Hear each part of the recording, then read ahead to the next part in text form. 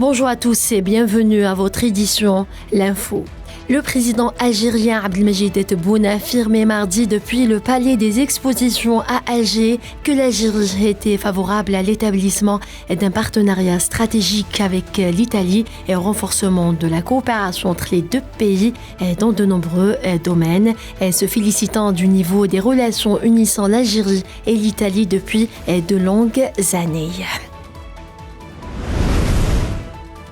Par ailleurs, le président de la République algérienne a salué les progrès réalisés par l'Algérie dans le domaine de l'industrie militaire, appelant à promouvoir le partenariat public-privé. Le président algérien a affirmé que les réalisations accomplies par l'Algérie dans ce domaine constituent une fierté pour l'Algérie et pour l'armée algérienne. Le ministre algérien des Affaires étrangères, Ahmed Attaf, a tenu hier une séance de travail avec le vice-président du Conseil des ministres des Affaires étrangères de la République italienne, Antonio Tajani, dans le cadre de sa visite dans ce pays, première halte de la tournée européenne qu'il effectue, chargée par le président algérien Abdelmadjid Tebboune. À cette occasion, les deux parties ont salué les acquis réalisés, traduits par les niveaux sans précédent atteints en matière d'échanges commerciaux et d'investissements bilatéraux dans de nombreux domaines.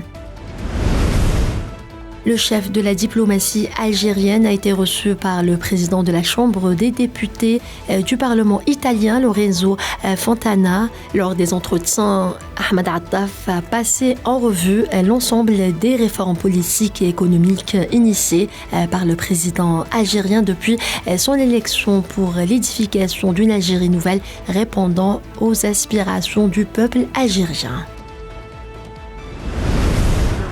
L'Algérie a condamné fermement la prise d'assaut et le saccage de la résidence de son ambassadeur dans la capitale soudanaise Khartoum, réitérant son appel à toutes les parties soudanaises à arrêter de s'entretuer et à favoriser le dialogue pour surmonter les différends et mettre fin à la crise.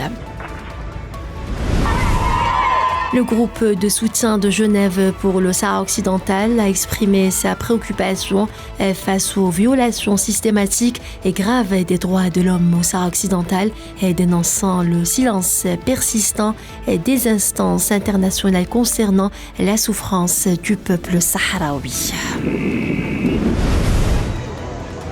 La juge supervisant le procès de l'ancien président américain Donald Trump, poursuivi pour sa gestion négligente de secrets d'État, a fixé mardi le début de son procès au 14 août. 9 Égyptiens soupçonnés d'être des passeurs impliqués dans le naufrage d'une embarcation de migrants au large de la Grèce qui a fait au moins 82 morts ont été inculpés pour trafic illégal d'êtres humains et placés en détention provisoire. Voilà, c'est la fin de ce flash. Merci de l'avoir suivi.